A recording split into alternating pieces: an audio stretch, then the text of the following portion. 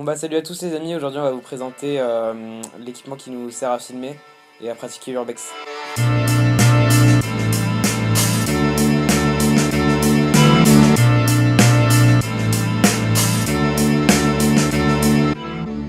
Alors pour le son, donc on a des micros qui sont attachés avec une pince à linge, c'est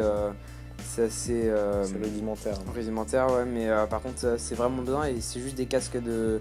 Enfin c'est des fils de casque en fait, avec le micro. Vous voyez, c'est ça en fait, ce qu'on vous a montré tout à l'heure. Ça marche très bien, ça fait le boulot. Ça oblige à avoir le téléphone par contre, c'est ce que je vous ai dit tout à l'heure. Donc là pour le coup c'est pas étanche, donc on prend le risque, mais bon c'est pour la vidéo. Vous n'êtes pas obligé de faire pareil. Le son est assez correct et vous avez vu on n'enregistre pas avec le son de la caméra bien sûr parce qu'elle a un boîtier étanche, c'est ce qui nous a permis de filmer sous la pluie hier pour les 2 urbex qu'on a fait. Donc bien sûr si vous n'êtes pas d'accord avec un des trucs qu'on a dit, vous pouvez nous le mettre dans les commentaires et nous donner des idées d'équipements qu'on pourrait acheter et qui pourraient nous servir. Alors vous avez vu le montage aussi de la caméra, donc c'est une caméra super simple type GoPro, donc sauf là c'est la marque Sony. Si vous voulez la référence, je la mettrai dans la description. Je me suis juste servi de fixation GoPro classique, c'est-à-dire que j'ai fait un rig, c'est-à-dire que ça fait un U comme ça, et en haut il y a les panneaux LED. Dessus on peut fixer d'autres choses, pour l'instant on n'a mis que ça. On a aussi la lumière rouge qui est fixée dessus, c'est-à-dire que pour l'instant vu qu'on n'a pas de vision de nuit, si on veut s'infiltrer quelque part ou si on est repéré, on s'éclaire avec une lumière rouge de vélo toute simple, vraiment une LED. Ça fait à peine de quoi voir ses pieds, mais au moins on voit devant nous et personne ne nous voit, enfin j'espère. Alors vous pouvez voir qu'on a aussi un trépied. Donc le trépied c'est surtout pour faire des timelapses, on peut aussi faire des plans fixes, etc. Vous allez voir ça va rendre pas mal, dans les prochaines vidéos on va s'en servir je pense. Au niveau de l'éclairage, vous avez vu qu'on a 2 panneaux LED, donc c'est pas des panneaux LED de fou, on les a payés 5 €, mais ça nous suffit déjà très bien. On a 2 types d'éclairage du coup, Victor lui il a plutôt la lampe torche et une frontale, donc les panneaux LED ça nous sert pas mal pour les endroits plutôt d'intérieur, vous avez une vue qui est vraiment éclairée partout. Ça diffuse de lumière. Ouais, ça diffuse, mais ça éclaire pas très loin. Donc pour éclairer loin, on a plutôt des lampes torches assez puissantes. Donc c'est Victor qui s'en charge. Ouais, c'est des lampes torches qu'on a payé à peu près 30 à 50 €. Et elles sont vraiment puissantes, on dirait un peu des lampes torches de sécurité. Et c'est vraiment pratique pour nous et pour vous. Donc vous avez vu aussi qu'on a une petite lumière de secours, un truc ridicule avec 2 LED et une manivelle. Ça sert pas pour filmer évidemment, mais sauf qu'on sait jamais, si les panneaux LED tombent en rade à cause de la flotte et qu'il y a une lampe torche qui a plus de pile, on a toujours de la petite lumière de secours quand on est dans un tunnel, un endroit où il fait vraiment totalement sombre, c'est-à-dire qu'il n'y a pas du tout de lumière, même de l'extérieur, même de nuit. Quand on est à l'extérieur, on a quand même une petite lumière, grâce aux étoiles, à la lune, etc. Et là, ça peut nous servir si on est dans un tunnel, ou voilà, si les lumières prennent la flotte. Il faut savoir qu'en urbex, les lumières de téléphone, n'y pensez même pas, hein, ça sert vraiment à rien. Ça éclaire que dalle comparé à ces petits trucs là, c'est tout petit mais ça éclaire vachement bien. Voilà, les lumières de téléphone, ça peut servir, mais le problème c'est que le téléphone, on peut le casser, puis il peut ne plus avoir de batterie. Avec le froid, souvent la batterie elle rend l'âme. Et si on tombe dans l'eau, c'est foutu. Hein, donc, Surtout qu'on s'en sert quand même pour enregistrer. Et puis on peut pas le sortir et faire une vidéo en même temps qu'on est en train d'enregistrer.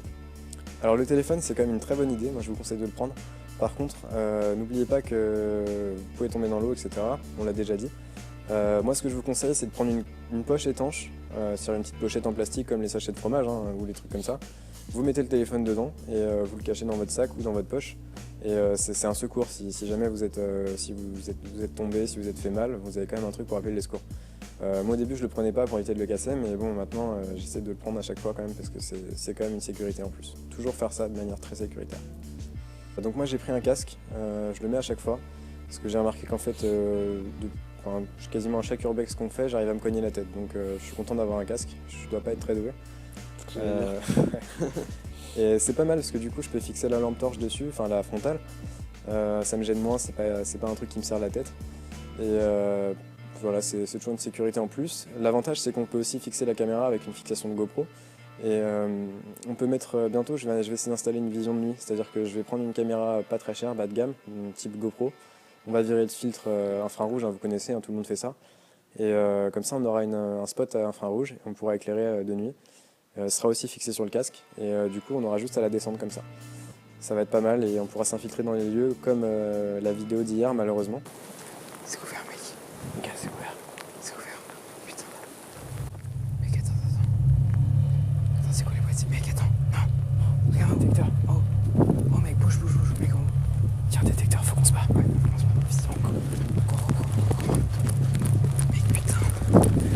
a dû partir parce qu'on avait de l'éclairage et on se serait fait repérer.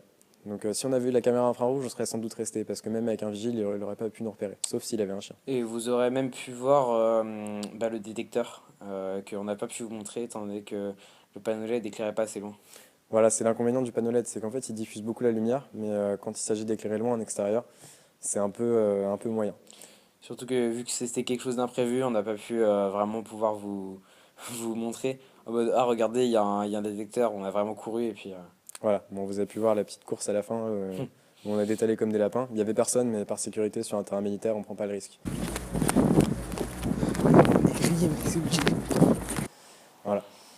Bon bah vous avez pu voir que j'avais un masque d'airsoft, donc c'est pas pour pratiquer l'airsoft, mais c'est pour se cacher le visage dans des lieux de jour où souvent il y a des caméras où on peut être filmé.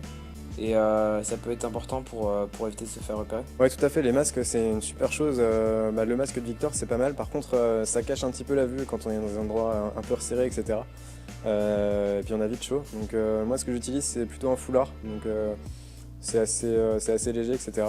Ça masque bien le visage. Par contre, c'est vrai que c'est pareil, ça peut envoyer de la buée si on a des lunettes, etc. Donc c'est pas forcément mieux. Et puis pour le son, c'est pas top. Vous avez vu aussi qu'on a des gants, donc c'est primordial, hein. Victor, lui, il a des gants très robustes, c'est des gants de moto. Moi j'ai plutôt opté pour des gants plus fins, ça permet de manier la caméra parce que je suis plus souvent avec la caméra que Victor. Lui il a l'avantage de pouvoir ramper, s'accrocher sur des morceaux en métal, etc. et ça le protège pas mal. Moi c'est plus pour le froid et ça permet aussi de ramper, etc. Mais c'est toujours bien, ça évite d'avoir les mains dégueulasses. Et puis, voilà. Alors vous avez vu aussi qu'on a une corde, donc la corde c'est pas pour faire du rappel ou de l'escalade, hein, mais par contre ça peut être pratique quand on veut descendre dans des endroits un peu escarpés, des trucs un peu dangereux, au moins on peut s'assurer, c'est déjà ça. C'est une sécurité en plus, donc c'est toujours bien d'en avoir une. On s'en est pas encore servi pour l'instant, hein, mais bon, ça va être utile je pense.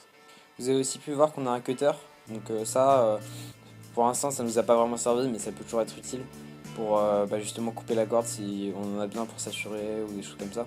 Et ça peut toujours être pratique. Voilà, donc on n'a pas d'armes proprement parler, hein. Vous avez vu dans la vidéo des bunkers qu'on avait une bonbonne de tag, donc c'est pas pour dégrader les lieux, mais ça peut servir si jamais quelqu'un nous attaque, etc. Foutre un coup de bonbonne, ça peut dissuader. Comme dans San Andreas. C'est ça. Pour la tenue vestimentaire, bon, vous avez vu, on est habillé de manière plutôt classique, un peu comme on est aujourd'hui, mais avec des fringues crades.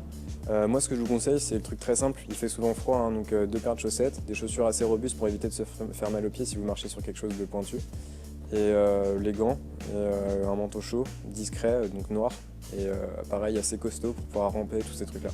On met aussi des protections, enfin moi j'en mets sur les coudes, c'est pratique si on veut ramper. Et voilà. Alors vous avez vu que les urbex, on les fait principalement à deux. C'est-à-dire qu'il y a une vidéo, on était plus que deux, c'était parce que c'était un urbex qui était relativement facile, même si c'était un hôpital avec beaucoup de couloirs, etc. Vous connaissez quand même beaucoup les lieux. Voilà, on connaissait bien les lieux, donc on s'est permis d'emmener d'autres personnes. Normalement, on sera que deux pour les vidéos. Des fois, ça arrivera qu'on emmène certaines personnes, mais ce sera pas à chaque fois. Vous allez peut-être voir aussi des vidéos où Victor sera tout seul, ou moi je serai tout seul. Ça va arriver prochainement, donc à ne pas reproduire, hein. Mais bien sûr, ce sera fait avec toute la sécurité qu'il y a derrière. C'est-à-dire qu'on saura où l'autre personne est, il y aura une autre personne en stand-by, et il aura un téléphone. Donc voilà. Et c'est pas encouragé. Hein. On n'encourage pas ce genre de truc. C'est vraiment juste parce que c'est sympa, ça met plus d'ambiance dans les vidéos, parce que quand on est seul, on perçoit pas le lieu de la même manière. On a plus d'appréhension et c'est quand même assez rigolo. Et on vous l'a jamais dit, mais vraiment, regardez des vidéos avec un casque, parce qu'on entend vraiment beaucoup plus de choses que ce qu'on croyait entendre. Et il y a des détails que vous n'entendez pas avec un haut-parleur, qu'on entend avec un casque. Il y a un bruit. Il y a un mec là. T'as vu quelqu'un?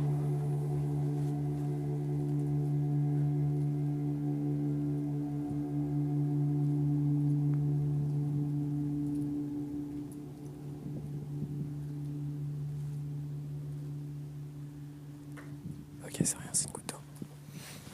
T'inquiète pas, je te suis. Ok, regarde, t'as parlé de 2 pièces. Ok. Je fais celle de droite, tu fais celle de gauche. Celle-là, elle est claire. Ok, oh, trop stylé. C'est quoi? Marche pas là-dessus. Ouais, c'était. Oh, regarde, c'est une petite chauve-souris.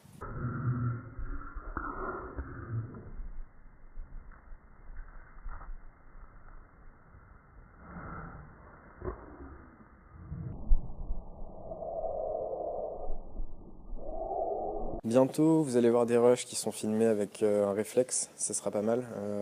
On aura ouais, d'ici peu un Canon, je pense. Il faut juste qu'on trouve un objectif qui nous correspond, parce que pour l'instant on a un téléobjectif et c'est vraiment pas utile.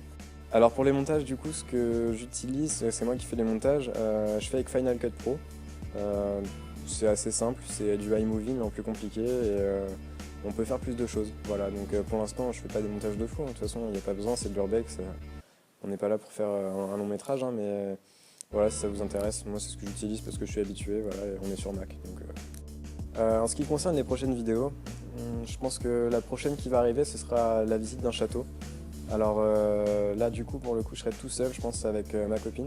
Et en fait, le truc, c'est qu'on va échanger nos chaînes YouTube. C'est-à-dire qu'en fait, enfin, on va faire un feat. C'est-à-dire qu'elle va participer à ma chaîne, c'est-à-dire enfin, notre chaîne, parce que sur une sortie en urbex.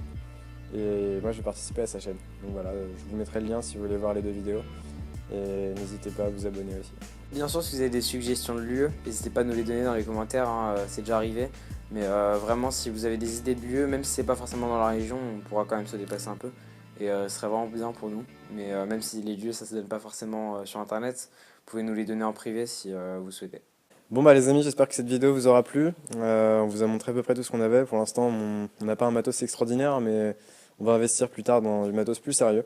Pour l'instant, ça nous suffit, hein, donc voilà. J'espère que ça vous aura plu. Abonnez-vous et lâchez un like surtout. Allez, salut!